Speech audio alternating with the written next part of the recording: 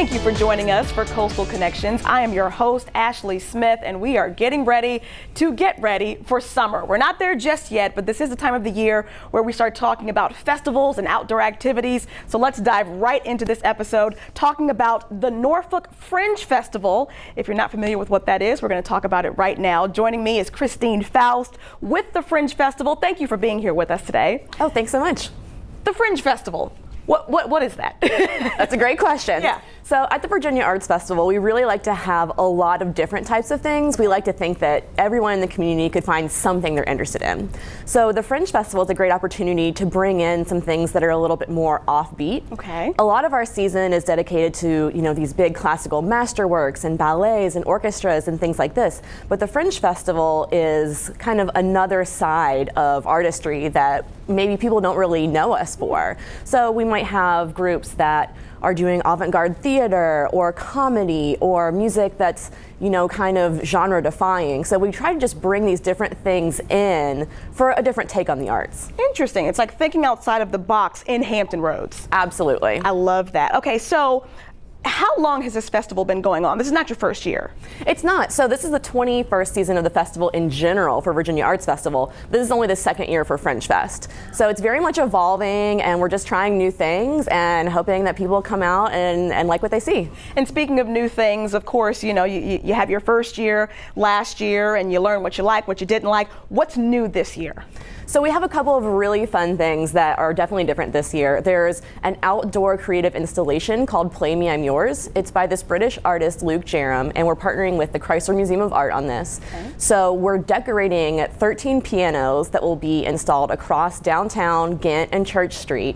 And we have artists from across the community decorating these pianos. Then on the 23rd, then they will go out into the community, and they have different buddies in the community, such as MacArthur Mall, Slover Library. There'll be one at our festival building, one at the Chrysler, and there's going to be a lot of pop-up performances on those. So cool. And then also everyone is invited to play. I mean, it's Play Me, I'm Yours. Anybody, regardless of ability, is welcome to come up and play. I love that. And I play piano, so I'm going to schedule you then, and you're going to help us out. See, when you talk too much, right? But that would be really exciting, though, and that's something that we have not definitely seen here in this area. So this is new, this is fantastic, and you guys have a lot of shows coming up as well as a part of the festival. So tell us about these shows. Yeah, absolutely. So our shows are going to go from Thursday through Sunday. Okay. We'll start off Thursday night and then have a repeat on Sunday afternoon of a world premiere opera called Kept.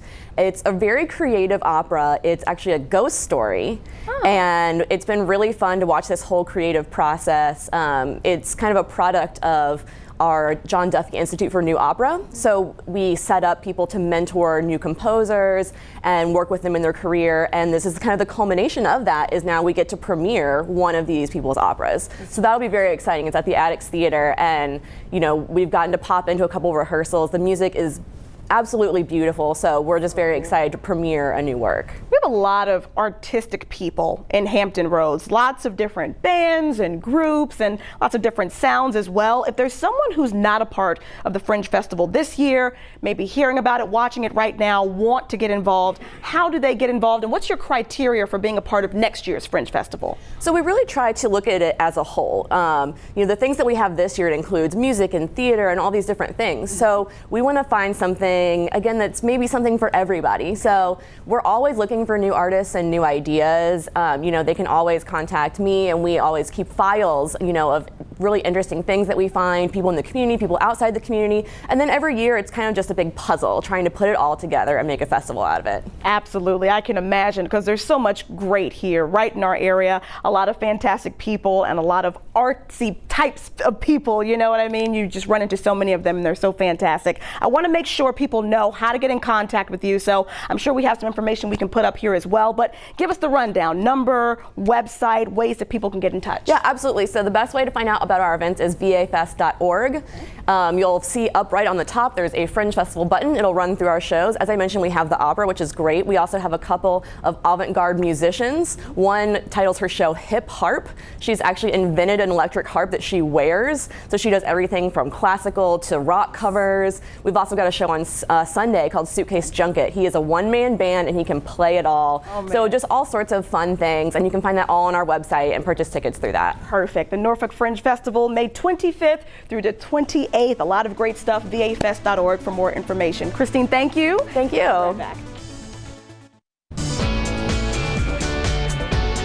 Welcome back to Coastal Connections. You know, if you're just joining us, we spoke with the Norfolk Fringe Festival. That's happening this weekend, but there's another opportunity for a fantastic festival here in Hampton Roads, and that's the Patriotic Festival. That's happening in a couple of weekends from now. So joining me to talk about that is the president of the Patriotic Festival, Ira Agricola. Wonderful to have you today. Pleasure to be here. For those that don't know what the Patriotic Festival is, you can probably guess from the name, but tell us a little bit more about it. It's really a celebration of our military. Hampton Roads is home to so many military personnel, their families, and it's really about elevating that celebration for a public event. And we're very excited to have this down on the ocean front, June 2nd, 3rd, and 4th, and you can celebrate with us all weekend. There are so many people here, as you mentioned, that are in some way connected to the military. We are certainly a military town for sure. So if people want to pay tribute in some way, what are some opportunities at that festival they can pay tribute to our armed forces? It's really a family-friendly event. There are all sorts of military displays. There's an LCAC, there's a Navy dive team, there's a Marine Corps drill team, there's the U.S. Fleet Forces Band. There's all types of free entertainment throughout the weekend, and it's extremely friendly for families to come down there. I think the kids, you see the looks on their faces, they get all excited about climbing up on a vehicle or being there with that sort of hardware. It's really exciting. And a lot of learning that they're able to do there as well. Absolutely, and it's the type of thing that all day long there's activities that are free and open to the public down there, starting at 5th Street, going all the way back to where the pier is at 12th Street. Wow, it's a good little span there. It is. Well, let's talk about the 2017 Military Zone. That's a part of the festival that people may be familiar with, might not be. So what does that all entail? Well, there's a couple of things about that. You know, in addition to the entertainment that I mentioned that's actually military oriented, there's a lot of bases around this area that will provide exhibits for that. And they'll really tell their own story about what they do in the military, what their mission is, and how they serve. And it's exciting. And, you know, this area is so military rich. It's 42% of our economy, and it's a critical part of who we are. Absolutely. And, you know, and we're also an area that loves some music. So to incorporate music with this military celebration is going to be so much fun. Tell us about the concert schedule, because you've got a pretty good lineup. We do. We're very proud of that. We invest heavily in the music that weekend. We start with a band called Old Dominion. A lot of them, as the name might imply, are from Virginia.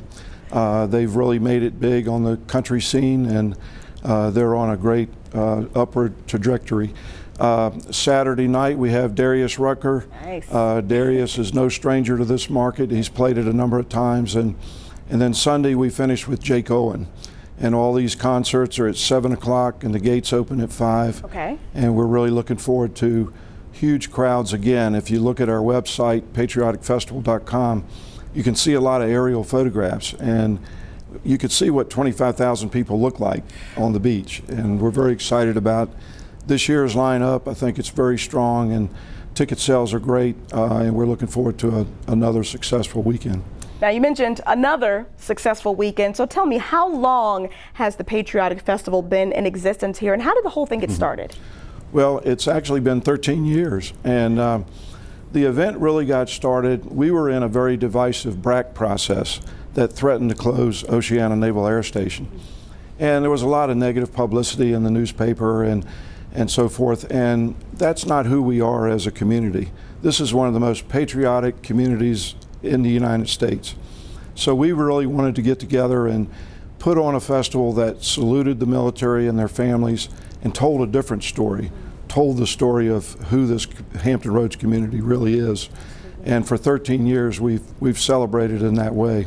And you're looking forward, I'm sure, to another successful event, the 2017 Patriotic Festival, June 2nd, 3rd, and 4th at the Virginia Beach Oceanfront. For more information, make sure you visit patrioticfestival.com. Thank you so much for being with us. Thank you very much for having us. And we wish you all the success in the world. Thank you. All right, we'll be right back.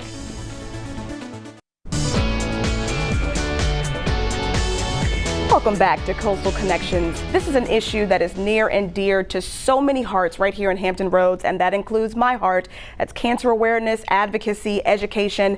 And there is an event coming up you probably have heard of, but it's an opportunity for you to have a wonderful time and still raise awareness for this issue. So we're going to talk about Relay for Life right now. And joining me is Tracy McCleary, someone who is no stranger to 13 News Now. We have something very special happening with Relay for Life this year. Several cities are actually combining. So tell us about that. Yes. So this year we have brought together the localities of Virginia Beach, Chesapeake, Norfolk, and Portsmouth. So we're going to have all of them come together at Chesapeake City Park on June 2nd at 7 p.m. and it will go overnight, of course. Relay for Life is an overnight event. So we're very excited about that because we are bringing so many more people together. And we do want to thank you as well, because you are emceeing for us once again, yes, as you have many times. So we really want to thank you for that and being involved. And we are just really looking forward to having them come out. Right now, we're figuring around 650 survivors and caregivers to come out. That's just survivors and caregivers. Just survivors and caregivers. That's not the public.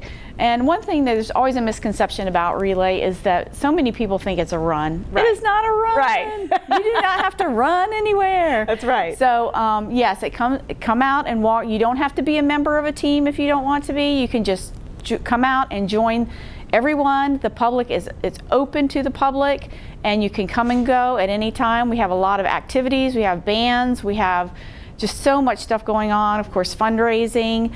And it's such a great time. There's going to be food out there. We're going to have some food trucks. We're going to have, just folks cooking on their site. So we're really excited about it this year to see what's going to happen. Awesome. With 4 cities together. It could be amazing. I'm telling you, Yeah. it's going to be so much fun. I'm looking forward to it. We look forward to it every year. Yeah, of course. But to have all the cities combining is going to Yes. be spectacular. It really is. One thing that I realize people don't really know or maybe ask when it comes to Relay for Life is, why is it overnight? And there's a specific reason why it's overnight. Can you tell us what that is? Well, when it started many years ago with Gordy Platt, it started out as an overnight event.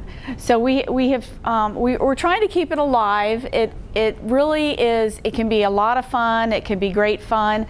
But we do find that sometimes people, their lives are so active that it's difficult to stay overnight when their kids have things going on. But we try to keep people there, keep it alive, because cancer never sleeps. That's right. So we like to keep somebody on track the entire time, walking all night long, and that's basically where the relay comes into effect, is that you have a team, and then everybody, as long as you have a member on track at all times, you're relaying to that next person, so somebody is always there. So it's really about cancer never sleeps, and so we try to pass that on. And you really switch things up every year when it comes to the events, just to keep people awake and going. But I feel like every year there are just a couple of things that have to happen. So can we talk about those events that people look forward to every single year, will not change, and we'll see them this year? Of course, the survivor reception. And that starts off before the event, and we bring in all the survivors, and food is provided by Pollard's, and they do that for free. And so we feed them, and then we start off the event with the survivor lap. And that's all the survivors and caregivers walking the lap. And then one of the big things that people love to see is a luminaria ceremony. And that will start at 10 p.m. And we have bags that are in memory and honor of those who are either battling cancer or lost their battle. And the track is lined with those bags, and they are lit at night. And that lines the track with the entire track with those bags, so it keeps it lit.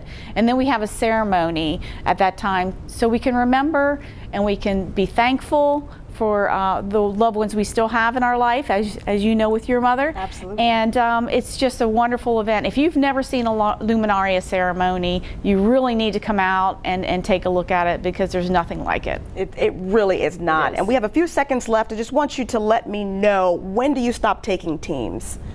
We can take teams up to the day of. Oh, good. Good to know. And thereafter. So yes, we want as many participants as we can possibly get. Fantastic. Yes. The Relay for Life of Southampton Roads is going to take place at Chesapeake City Park, 7 o'clock on June 2nd. It goes till 7 a.m. June 3rd. So bring your sleeping bags. Yep. Bring some money, okay? Because it's all about bring money. research and raising That's funds right. and having a Exactly. wonderful time. Tracy, Exactly. so good to see you, and I will see you on June 2nd. Exactly. For another great event. Great. We'll be Thank right you back. so much. Thank you.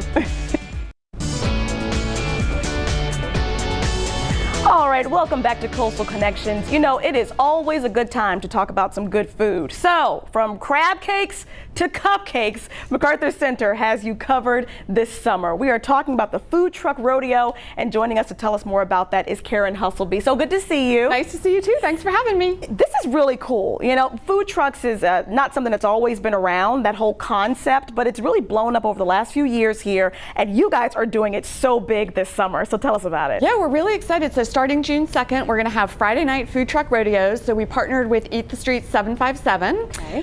So every Friday night from 5 to 9, you can come find 4 or 5 of your favorite food trucks. So we've got Bros Fish Tacos, we've got Captain Krabby's, we've got Taste of Asia, Taste of Brazil, Sofritos, which serves Latin fare. So a little something for whatever your taste bud desires. Seriously, and you know, even within all of these different types of food, when people hear food trucks, they tend to think it's still going to be something like hamburgers and hot dogs, no matter where it's from. You know what I mean? But you guys have some really fine dining cuisine that's going to be a part of this. What are some of the specific items people can expect? Well, yeah, I was going to say this is really cuisine. So, I mean, if you want a hamburger, we can get you a hamburger. Fish tacos, crab cakes. I mean, really wonderful Asian food, wonderful Brazilian food. So really, we've got sort of the American side, the international side, and then something if you have a sweet tooth too. So we'll have Just Cupcakes and Twisted Sister Sugar Shack. Nice. So after you're done having your fish taco or your Asian dish, you can get a little sweet treat as well. And I have to shout out, I believe it's the Street Eats food truck. They're always going to be out there each weekend, I believe you mentioned, with like the snow cones and the popcorn and that sort of thing. Yeah, so actually we are going to be putting up an outdoor roller skating rink this summer as well. So that will start on June 2nd and go all the way through July 30th, and it's going to be open 7 days a week.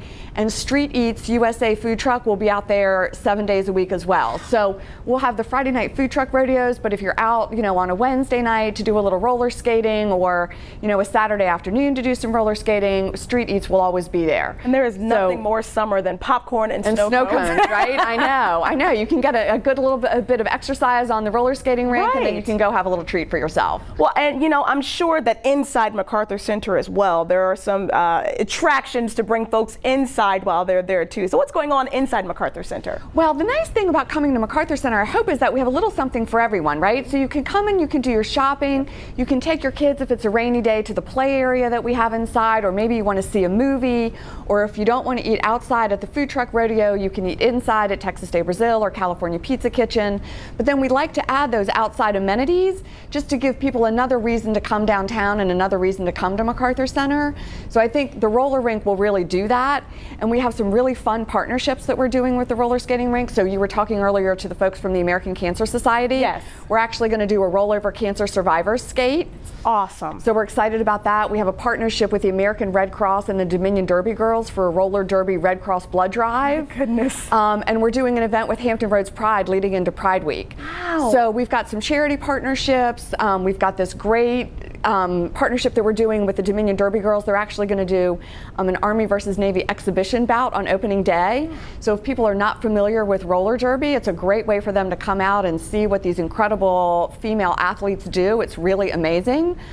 So a little something for everyone, I hope. Really? Now, why did you guys decide to do this? I mean, we know that food trucks are really cool and they're entertaining. It's a fun way to eat and find out what other types of food are out there. But is there something specific that MacArthur saw as an opportunity to bring folks together, perhaps, or something like that? Why this particular rodeo? So I think for us, we're always looking to bring something new and interesting to keep people coming back to the shopping center. And it's as important for us to provide sort of that entertainment element as it is to provide the shopping and dining element. So this was a way to kind of merge the two. So, you know, we're giving people another reason to come downtown, to come to MacArthur Center, something new and different. We're the only outdoor roller skating rink in the region. Right. So you'll be able to roller skate outside under the stars. You know, we've had great success with MacArthur on ice, so we've had 12 years of an outdoor ice rink. So this is just a way to kind of transition that same success into the summer. This is fantastic. The Friday night food truck rodeos and roller skating extreme. I'm just adding words now to it. This starts June 2nd and runs through July 28th at the MacArthur Center Green. For more information, shop macarthur.com/events. Karen, always a pleasure to see you. Thanks for having me. This is going to be really cool. Yeah, put on your skates. That's right. We'll see. We'll be right back.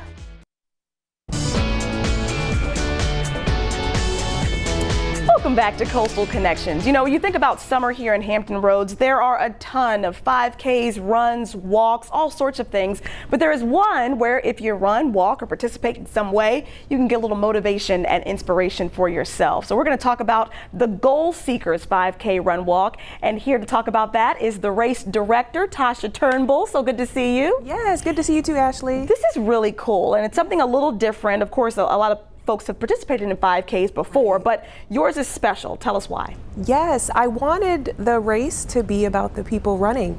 So we have two charities that are involved, which I can talk about afterwards. Sure. But oftentimes the focus is maybe on the charity, which is good, but we all have goals we're looking to achieve in life. We might have personal goals, career goals, health goals, and a lot of times life can take place and we get off track from reaching those goals, but they are important. We've created them. So why not use a race to empower our own selves to reach our goals? So what exactly happens at the race that's going to motivate folks to reach their own personal goals? What do you guys do? Well, on everyone's race bib, there will be a space on the bib where you write in what goal you're looking to achieve. So it's that one goal you know you have to reach by the end of 2017.